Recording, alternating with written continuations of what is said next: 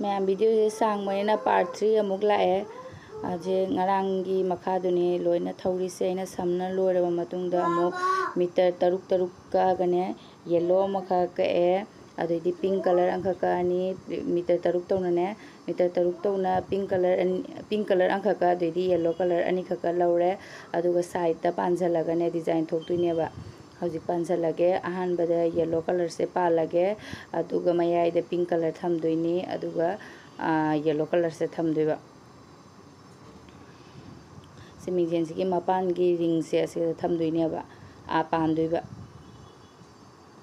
माना ring अहानबगी मथकी ring से असे द पांसलले रिंग अनि निना अमना मखा अमना मथकने अदो मथकी रिंग से द पालिनेबा डिजाइन से थोलकनबगी अदुगा मखा द समजेट का हापनबा कनो रिंग अमा पालकनेबा अदुदो यानबनेबा लौसलक्तुइनेबा असि डिजाइन थोलकपसिनने द हामदा पिंक हापे येलो हापे मतुंगदा पिंक हापे अमुक येलो से हापगे येलो अनिना मपान मपान थमिनेबा असिगी मनुंगसिदा ई मोती लेत्रमिना उपाय लेतरे हापकदसु मोती लेदे हापा याबा अदो अमखक लोनबो ऑरेंज कलर का ग्रीन गदो अदुदि मोती तो लेबनिना हापेबा अदुसु सुद्रा मचु मचु मोन ओले अदो सोम साइड ता हापा सुमाना सोम साइड तसु राइट साइड तसु हापनी राइट साइड तसु हापा लोयरा दो हजि लोंधबा हौरगे को अदो मयाइदा लेबा पिंक कलर अनि से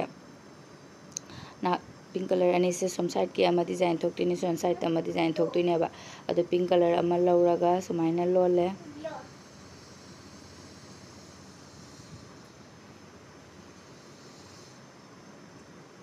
अनि की बिरमिनी ममांगदा मथक्ते कीबा दुमाइना ने की बिरमे दोइदी सोमना कनगिसु पाइरगे अमुक्तदा लोइसनी याबनेबा दो आई मैमदा खंगनाबाइना अदुम सोम साइड किसु लौरे पिंक कलर की येलो कलर की अनि दो अदुना अनि तौना कीरगा कइनो से किसी से मरी थोइनेबा ओइरिनेबा दोजी सुमाइना अनि साइड तलाए अमुक सोंदा लेसलानी कोइरकपगी मोंग ओइदुइनेबा कोइराबनिना ममांगदा अइना राइट साइड किसे लेफ्ट साइड किसे लेफ्ट ना पाइरे को लेफ्ट साइड ता लेरकदा बोइरदे हजि राइट साइड ता लेरकतुइमिना राइट साइड की हैंड से मो पिंक कलर से पाइरगा लेसले असुमाइना अदुम सोम साइड किसु राइट ना पाइगदबदो राइट ता पाइरगना राइट लोम ना लेग्रने अदुगा लेफ्ट ना पाइरगना लेफ्ट लोम दा लेसलानेबा अदुगा सी मयाय अनि से द मोती हापयेबको अदु मोती दो लेटमिना हापतरे अदुना अदुम लोंधारे मखादाना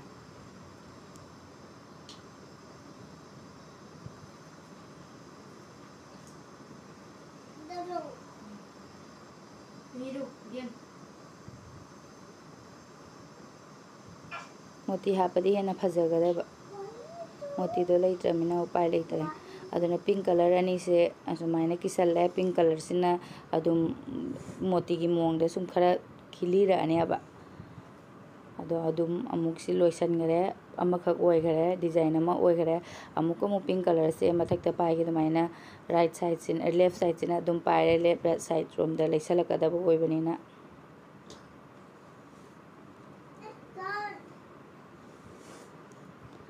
अदुम पाइरिङैदा सुम लोइसलौबा यायेबको अदुना असुम आई कुमु खुद से ओंधोगा सोंदा पाइगरे लेसनबगी मोंगदा अनि तौरक्तुइनिनाने अदो लेसले अमु मोतीसु हापरोइदबनिना मोती की रंगसिसु अदुम कीबे यारबनेबको अदो की हौद्रे अदुमा असुमदमु पाइरे राइट साइड की मु राइट साइड ता लेसनगदब ओइरगना राइट साइड लोंगी खुदना पाइरे लेफ्ट साइड लोंदा लेसलकदब ओइरगना लेफ्ट साइड की खुदसिना पिंक कलर से पाइदुइनेबा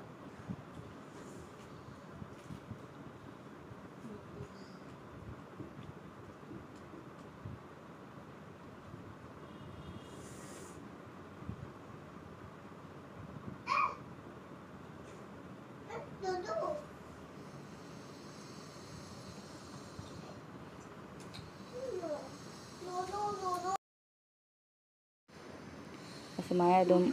लोलगा लानी अदो मखादा हजि पिंक कलर अनि लेहौरे पिंक कलर अनि सिसु किसलनी अइना मथक्तगी से लेफ्ट सोंदा लेसलकपनेबा अदो अमुक ꯃꯈꯥꯒꯤꯁꯦ ꯑꯃꯨꯛ ꯔꯥꯏꯠ ꯁꯥꯏꯠ ꯂꯣꯝꯗ ꯂꯩꯁꯜꯂꯦ ꯄꯤꯡ ꯀꯂꯔꯁꯦ ꯃꯑꯣꯡꯁꯦ ꯁꯨꯝ ꯗꯤꯖꯥꯏꯟꯁꯦ ꯑꯣꯏ ꯖꯦꯠ ꯅꯥꯏꯅꯕ ꯍꯥꯏꯅꯅꯦ ꯑꯁꯨꯃꯥꯏꯅ ꯑꯗꯨꯝ ꯃꯈꯥ ꯇꯥꯅ ꯂꯣꯟꯊꯔꯛꯑꯅꯤ ꯑꯁꯤꯒꯤ ꯃꯣꯇꯤ ꯃꯌꯥꯏꯗ ꯂꯩꯔꯤꯕ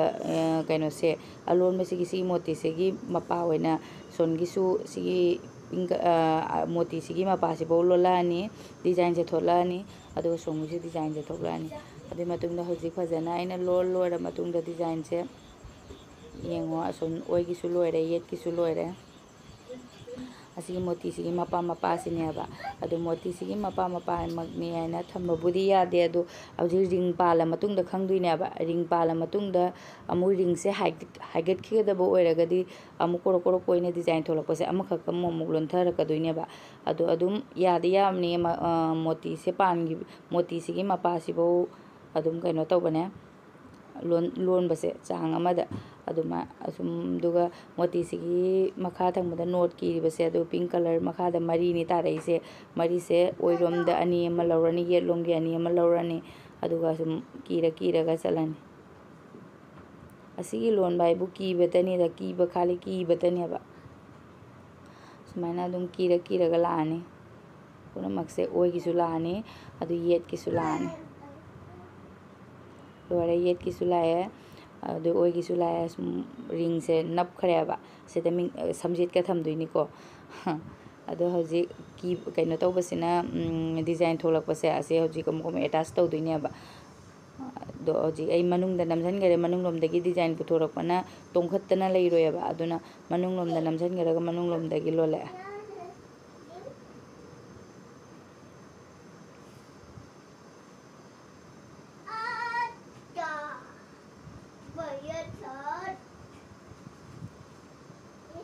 ꯌꯥꯡꯁꯜꯂꯦ ꯒ꯭ꯌꯥꯟ ꯇꯥꯕꯗꯤ ꯉꯝꯒꯅꯤ ꯍꯥꯏꯅ ꯈꯜꯂꯤꯀꯣ ꯌꯥꯡꯗ꯭ꯔꯗꯤ ꯚꯤꯗꯤꯑꯣꯁꯦ ꯁꯨꯝ ꯁꯥꯡꯒꯅꯦꯕ ꯄꯥꯔꯠ 3 ꯊꯣꯛꯑꯁꯨ ꯂꯣꯏꯗꯔꯦ ꯁꯣꯝꯒꯤꯁꯨ ꯂꯣꯏꯔꯦ ꯁꯦ ꯁꯨꯃꯥꯏꯅ ꯄꯥꯟꯁꯤꯟꯅ ꯂꯣꯏꯔꯦ ꯑꯗꯨꯒ ꯑꯃꯨꯛ ꯁꯣꯝꯒꯤꯁꯨ ꯄꯥꯜꯂꯒꯦ ꯃꯅꯨꯡꯗ ꯅꯝꯁꯤꯜꯂꯒ ꯔꯤꯡꯁꯤꯗ ꯄꯥꯟꯁꯤꯜꯂꯒꯦ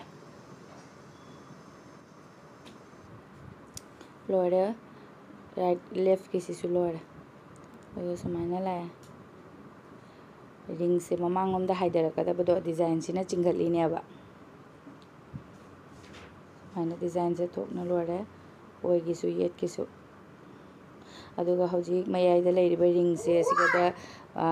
ꯍꯥꯞꯇꯣꯏꯅꯦꯕ ꯊꯧꯔꯤ ꯑꯃꯨꯛ ꯀꯛꯑꯒ ꯑꯃꯨꯛ ꯍꯥꯞꯄꯅꯤ ꯃꯦꯟꯁꯤꯜꯂꯅꯦꯕ ꯔꯤꯡꯁꯦ ꯎꯗꯅꯕꯒꯤ ꯑꯗꯣ ꯃꯌꯥꯏꯗ ꯑꯩ ꯄꯤꯡ ꯀꯂꯔ ꯑꯅꯤꯈꯛ ꯂꯧꯔꯒꯦ ꯑꯁꯤꯁꯨ ꯃꯤꯇꯔ 3 ꯃꯨꯛ ꯀꯛꯑꯒ 1.5 ꯊꯦꯛꯆꯜꯂꯗꯤ 1.5 ꯑꯣꯏꯔꯅꯤ ꯑꯗꯨꯃꯥꯏꯅ ꯀꯛꯑꯒ ꯄꯥꯟꯁꯤꯜꯂꯦ ꯑꯗꯨꯒ ꯁꯥꯏꯗꯇ ꯃꯌꯥꯏꯗ ꯄꯤꯡ ꯀꯂꯔ ꯑꯅꯤ ꯊꯝꯃꯦ ꯑꯗꯨꯒ ꯁꯥꯏꯗꯇ ꯌꯦꯜꯂꯣ ꯑꯃꯃꯝꯅ ꯍꯥꯞꯄꯦ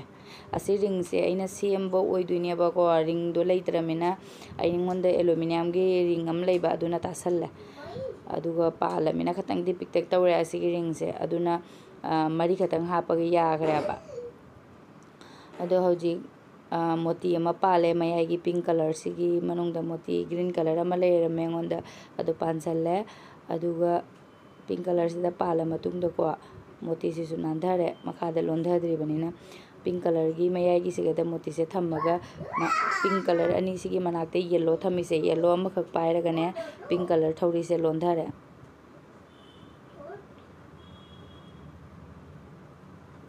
ꯁꯣꯟꯒꯤ ꯂꯣꯏꯈꯔꯦ ꯑꯃꯨꯛ ꯄꯤꯡꯁꯦ ꯊꯥꯗꯣꯛꯑꯝꯃꯒ ꯌꯦꯜꯂꯣꯁꯦ ꯄꯥꯏꯅꯦꯕꯀꯣ ꯑꯗꯨꯒ ꯄꯤꯡꯁꯤꯅ ꯂꯣꯜꯂꯤꯕ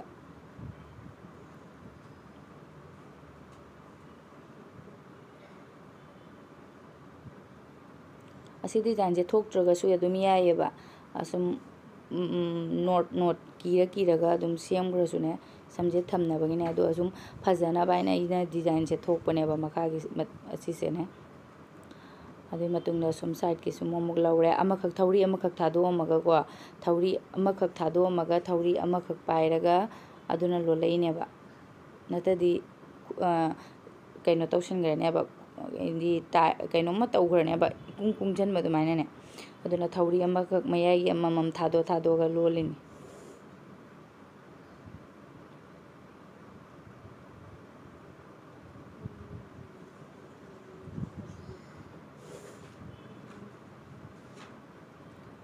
कीब खुदिंगी अनीरक अनीरक कीबिरंबा अमुरक्तंग कीरदि नांदोरकनेबा असुमाइना अनी अनी थौरी अममना कीरकपा मतमना अनी अनी कीबा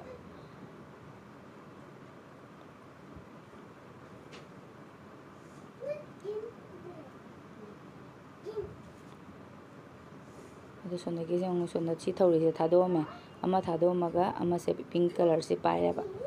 आइदि pink colour Lakpa खंगदे yellow colour Lakpa खंगदे मयाइदा अममम थौरी से थादोमगा अमा पायरगा अमना लोंधरकपने मैम अदुम कैमरादा येंगो वीडियोदा येंगबिरोको ऐसे हाइबसे हैतरेबा अदो मु यांगसलगे सुमाय तौना सी डिजाइन से अदुम लोइसलगे डिजाइन से मरी खक ला मारे हैना थोई से मरी से ला मतुंगदा साइड साइड ता हौजिक मथक्ता नोट कीबदो माइ कीरगे मरी मरी लौरगा मिडिल दा अनी थम्मगा साइड तगे अममम तौरगा कीबदो अदो कीरगे अने कीरे की लोइखरे असी थादो मैरगा सुनगे मरी अममु लौरनी मरी से मोमु कीरनी मयाइदा अनी थम्मगा साइड साइड तगे अममम लौरगा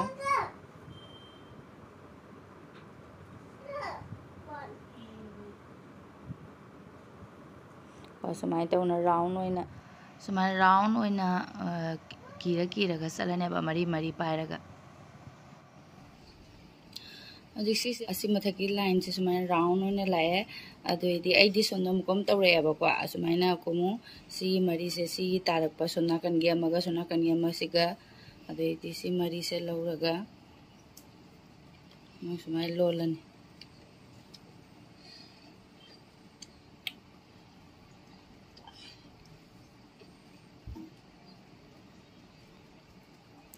सुमाय लोला सुंदे अनी मु अमुक सोंदगे अनी मु लौरनी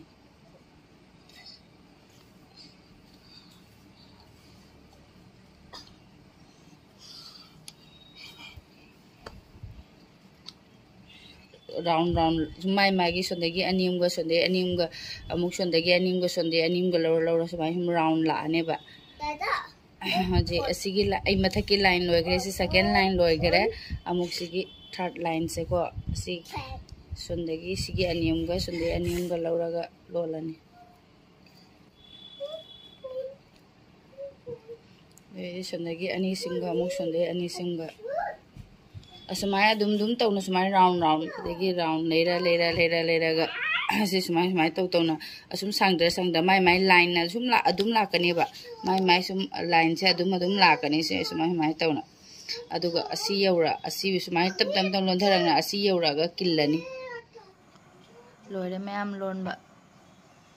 अदो मखादा किसनबा यारने हजिक सुमायना पाइसलगा कीरनी रिंग पालसु याय अदो रिंग पालरोय अदुम कीसलनी थौरी अमा लौरगने मागी तारकपा थौरी सिंगसे असिदगी थौरी अमा लौरगा टाइट ओइना कीरगा सुमायना कीबिरनी अदुगा का मुक थमौरगने असिदा कथलगे सि कथलोरा मतुंगना मोती हाप मपार पान डिजाइन थोपो सुमायना कुमो असिगी मथैसिदगी मोमुक डिजाइन थोक्लास डिजाइन थोक्लगा सिगदा लोइसलनी अदुगा असिमा बॉर्डर सिदा मोमुक कीरगा लोय सिदा सुमायना पाले मीटर मरी का गने सुमायना लाइट येलो कलर सिसु मीटर मरी का असिसु का दोइदी पिंक कलर सिसु लाइट मीटर मरी का अदुगा अनी अनी तौना थुपचलगने असेदा हापचल सुमायना हाइदी सिगी सिमक डिजाइन थोलक्तुइनेबा अदो हौजिक सिगदा अमुक आई हापगे असिगी कैनो सिदा हापतुइनेबा असिगी थौरी से असेदा लौरसिएबा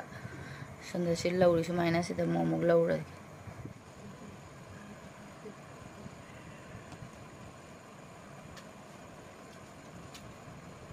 पिंक कलर से पायरगा नापुसना येलो सना माना लोलो अदुम मखादा लोनगिबा डिजाइन माइना सेम लोला लानी मयाई सिदा मोती हापा याबने अदो मोती लेत्रमिना हापतरे सिदा सुमाइना जेला लाई सुमाइना राइट साइड की येलो अनी से अमखक्ति डिजाइन थोखरने अब अमखक्सिना मोमो पिंक कलर सोमदगी अमखक लौरगा कोटलगने अमुक लोलनी लोरे मैम अदुगा असिसु नोरिसिमना लौसल्ला अदुगा अतैदि कागने सुन मनिंगदा नपसल्ला सिगी मपान हापा सुमाइना बॉर्डर से सोमदसु हापसी हजिसी कारिसिसु नपसनग्रानेबा सि हापागा थौरी मते लौरे अदुगा सुमाइना नमसलगा थमानिको थमे अदुगा सोनाकनगी मचिनसिना सि मखासिदा नमसनग्रसि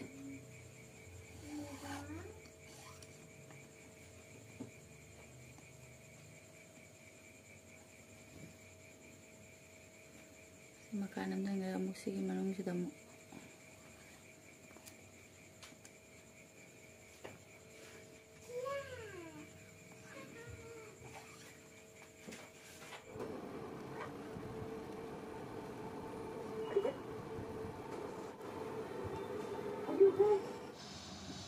lon na loire aduga last da katang lem hauba se thori se napsal sumaina design se loire aduga hojik se ring se ge mathak se da mo pink color mate kang khak lauraga ne asi design thoge asi ring se udana bagine aha meda kisi kisalaga asi ki thori mache se sum load khiduini ko tight oina kisan bire aduga sumaina agi khutte yeng biro ko sumaina tawraga manung dagi सुमाइना कोटले अदुगा मनुंगदगी थौरी से पुथोरागा हाइना किबिदुइनेबा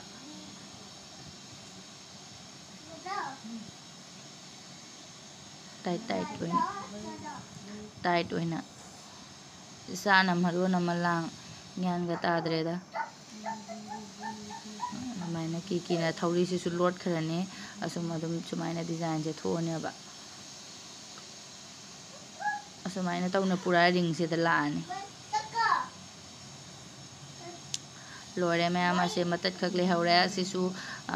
मैना चूरगा नपसन घरगा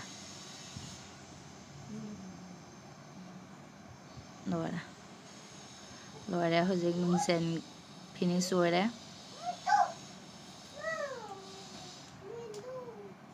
लोइद्रिको मखादा असिगी मखागी केनो सेगदा मोती हापतुइनेबा मोती से अंगांगबगुंबा green colour गुंबा blue colour गुंबा ओइरदे असिगी से केनो कोमने bell मोती कोयेबको आदो इंगोंदा लैट्रमनिना अलेबसिना दुम पानसलनी रेड कलर से टेकपसु यावरे अनि हुम खगले असि पानसलगा दुम येलो कलर से पालनेबा हापनेबा केगिनो आदि लैट्रमनिना ने ग्रीन कलर गुंबा दो ओइदि खि फुतिरगदबनेबा डार्क ग्रीन गुंबा येलो कलर ब्लू कलर गुंबा गदो ओइरसुने त रेड ओइरसु अदु फजदोइने अदु लै सुद्रमिना उपाय लेते अदुना येलो से अदुम हापनी लोरे समाइना हाप लोरे चुसलगा थौरी से अनि लौरगने अनिदा पांसले हापगा अनियमना लौरिनेबा समाइना नपसल लोरे हजे अलोइबा फिनिशिंग ने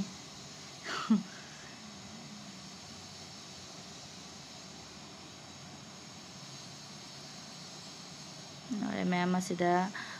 कनो समझे हाप यारे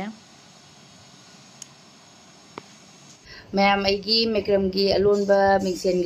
की लोरे पार्ट 3 थोए याम सांगमनगिनने वीडियो से याम सांगे अदुना ककक यांग झनबसु याम यावरेबा वीडियो ना अइना थांगत पोरेदी वीडियो से सुम सांगने अब अइना खंगदबा मिसु अदुम वीडियो से यिंगगा खंगद्राइना तौबदो अदु वीडियो से मैम ना पामदबसु यावरबा खंगद्रे अदुना अदुम अइना खंगबा अइना अइगी मोंगदा अदुम एडिटिंग तौरगा थांगतसरेबको मैम अदो असि अइसे काइदगी लोनबा तमिनो अइना इताना हंगेबा को ऐसे गुआदगी तमकपनेबा सिसे ममांगदगी बुदी उलगी लोनबा खंगदे मोंगुम कोबार अदैदी टेबल क्लॉक करकेदी लोनबदे अदुम हाइयेबा अदुगा असि लोनबसे गुआदे याम सनरमे अइना सटपा मतमदा अदुगादा अदुम क्वार्टरदा लेबनिना मयाम इदी लेमिनाबनिना अमना अमा लोनसनबदो पामबा अदैदी अदुम हाइरे सम लेमिनाबा मयाम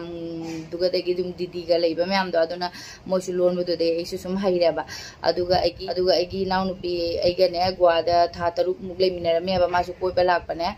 मासु पामे हैना मासु लोनबदो अइगा सुम तौतौना सुम लासु लोनबा हाइरेबा हाइबदगिदी मादी होजि युमदा लेरगा मीना बेग तुबिउ अमा तुबिउ अमु तुबिउ हैना मादी यामना तुई मा याम लोलेबा अतुई येसो अदो याम लोले मादी मोंग अदो